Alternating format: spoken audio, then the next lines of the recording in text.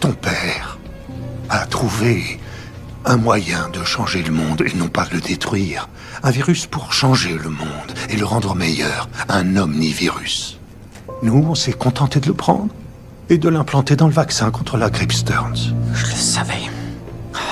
J'en étais sûr. Vous avez créé la panique pour que les gens vous supplient de leur donner le vaccin. Non, pour qu'ils exigent qu'on leur donne. Avec toute l'arrogance habituelle d'une population riche. Très juste.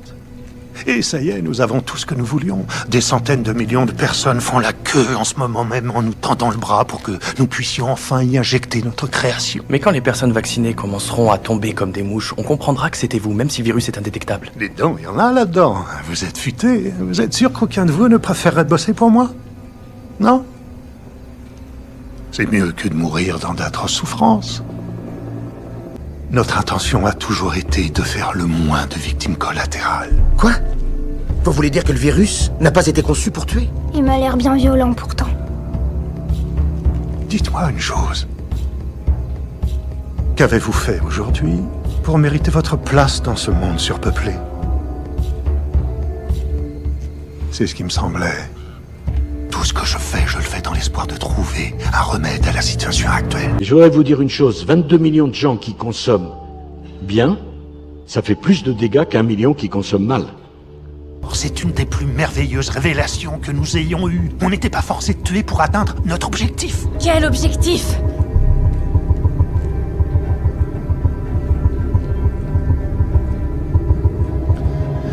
Nous avons l'intention d'interrompre la reproduction humaine pendant 3 générations. Cette chaîne de production effrénée de bébés va s'enrayer puis s'arrêter. Est-ce que vous ne pensez pas qu'il conviendrait de toute urgence de poser les bases d'une organisation mondiale qui suivrait l'évolution de la démographie mondiale? Alors, je suis pas du tout pour dire il faut un contrôle des naissances, mais au moins, il faut prendre conscience du problème et essayer de le traiter. Donc, si on n'agit pas très rapidement, on va au-devant d'une catastrophe extravagante. La question, combien d'êtres humains peuvent-ils vivre en même temps sur cette planète? Vous stérilisez la population? Ah. Au cours des 5 premières années, les taux de fécondité chuteront brutalement quand les adolescents vaccinés aujourd'hui seront en âge de procréer à leur tour. Vous contrôlez l'avenir de toute notre civilisation. Nous, civilisés. C'est un sacré euphémisme pour une espèce qui a proliféré en détruisant l'ensemble de la planète et en exterminant toutes les autres espèces sur son passage, excepté les trucs mignons comme les petits chiens ou les koalas. Et les pandas? Jamais dans l'histoire du monde, aucune bestiole n'a autant voulu être massacrée que ce foutu panda. C'est un sujet... J'entends bien les difficultés, le désir d'avoir des enfants, ce que ça peut représenter. Mais est-ce qu'on ne voit pas que toutes les espèces du vivant, un jour, ont vocation à disparaître par surpopulation ou par appauvrissement des ressources? Et est-ce qu'on pense que pour nous, les humains, ça ne se posera pas? Je me tourne vers docteur Alexandra Orion-Caude sur cette politique sanitaire, mais également sur la réussite ou pas de ce vaccin, de ces vaccins. Les bras nous tombent, hein, vraiment. On n'en revient pas de tous côtés, de tout ce qu'on est en train de voir. De toute façon, on l'avait dit depuis longtemps, ce vaccin n'est pas un vaccin. Si les gens le comprennent pas, alors qu'ils sont pour la première fois de leur vie en train de se prendre une 3e dose d'un vaccin en moins d'1 an, et qu'ils ne voient pas qu'il y a un problème, il y a un moment où c'est vrai qu'on a essayé d'alerter, on l'a dit sous tous les tons, et les gens continuent à penser que c'est un vaccin et que tout va bien. Mais tout le monde n'a pas la chance de vous entendre, il faut le dire. Hein. Non, mais sur les médias classiques, on n'entend pas forcément vos voix à vous. Hein. Oui, nos voix à nous, ou de bien nombreuses autres voix de plein de collègues qui pensent exactement la même chose, qui sont des gens extraordinairement compétents, d'académiciens de médecine et qui sont muselés. Donc oui, c'est bien dommage. Le vaccin a-t-il des effets sur la fécondité? Eh bien, c'est une question tout à fait centrale.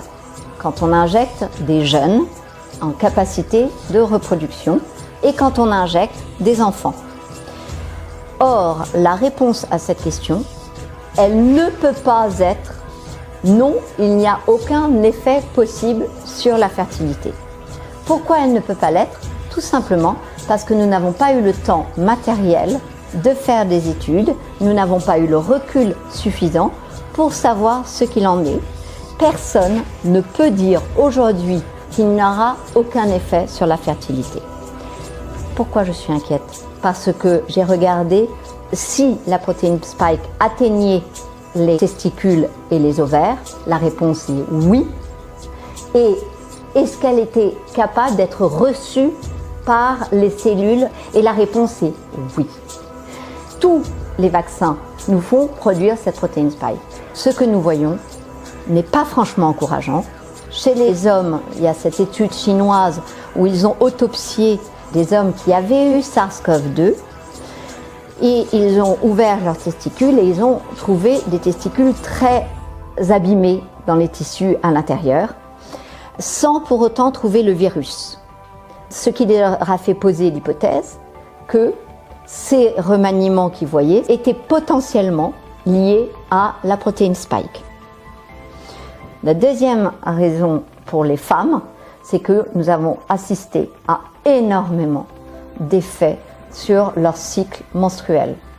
Beaucoup d'hémorragies du vagin, un organe qui ne doit pas saigner, et de l'utérus, celui-là doit saigner cycliquement, des hémorragies en dehors des cycles, très abondantes, ou à contrario, plutôt un blocage, le sang qui ne s'écoule plus, et donc en fait une absence de cycle menstruel. Dès lors, la question devrait être notre seule et unique préoccupation, d'autant que, je vous rappelle, les jeunes et les enfants ne sont pas à risque du Covid.